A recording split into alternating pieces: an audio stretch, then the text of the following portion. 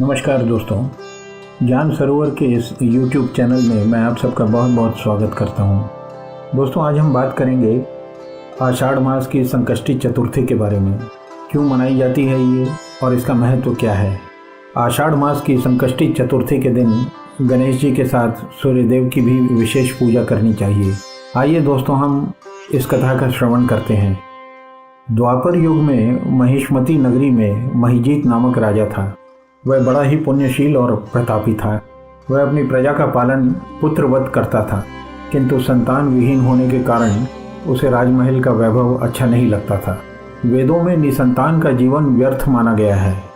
यदि संतान विहीन व्यक्ति अपने पितरों को जल देता है तो उसके पितृगण उस जल को गर्म जल के रूप में ग्रहण करते हैं। इसी उधेड़-बुन में राजा का बहुत समय व्यतीत हो गया।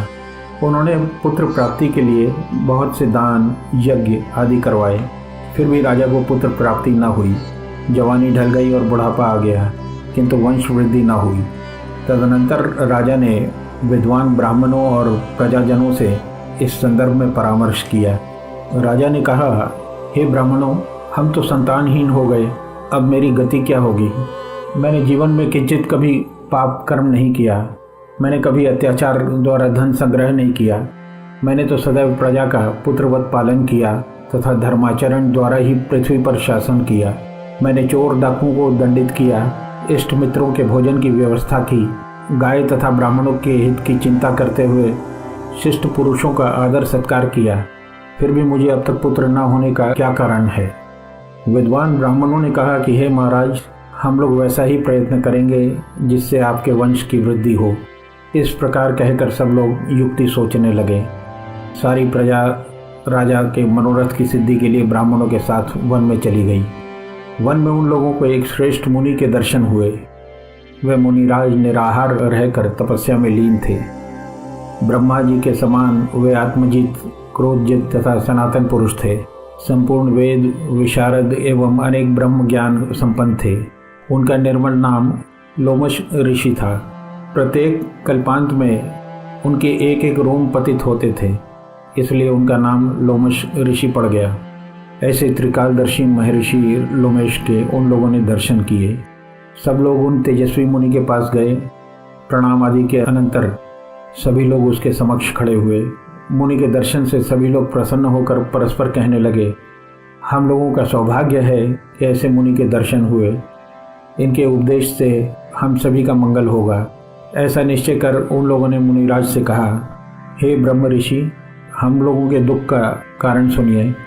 अपने संदेह के निवारण के लिए हम लोग आपके पास आए हैं। भगवान, आप कोई उपाय बताइए। महर्षि ने पूछा, सज्जनों, आप लोग यहाँ किस अभिप्राय से आए हैं। मुझसे आपका क्या प्रयोजन है, स्पष्ट रूप से कहिए। मैं आपके सभी संदेहों का निवारण करूँगा। ब्राह्मणों ने उत्तर दिया, हे मुनिवर, हम महिष्मती नगरी के निवासी हैं। हमारे राजा का नाम महिजीत है। वह राजा ब्राह्मणों का रक्षक, धर्मात्मा, दानवीर, शूरवीर एवं मधुरभाषी है। उस राजा ने हम लोगों का पालन पोषण किया है। ऐसे राजा को आज तक संतान की प्राप्ति नहीं हुई। हे भगवान, माता पिता तो केवल जन्मदाता ही होते हैं, किंतु राजा ही वास्तव में पोषक एवं सर्वाधक होता है। उसी राजा के निमित्त हम लोग ऐसे गहन वन में आए हैं। हे महर्षि, आप कोई ऐसी युक्ति बताइए जिससे राजा को संतान की प्राप्ति हो, क्योंकि ऐसे गुणवान राजा को कोई पुत्र ना हो, यह बड़े दुर्भाग्य की बात है।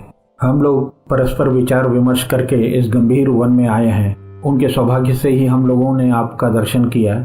हे मुनिवर, किस दान, पूजन, व्रत या अनुष्ठान कराने से राजा को पुत्र होगा, आप कृपा करके हम सबको बताएं।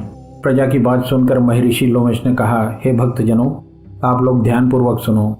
मैं संकट नाशन व्रत को बता रहा हूँ। यह व्रत निसंतान को संतान और निर्धनों को धन देता है। आषाढ़ कृष्ण चतुर्थी को एक दंत गजानन नामक गणेश की पूजा करो।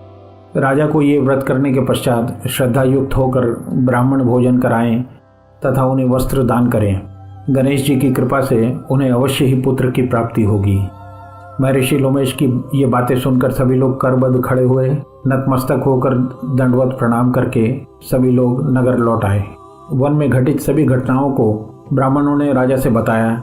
उनकी बात सुनकर राजा बहुत ही प्रसन्न हुए।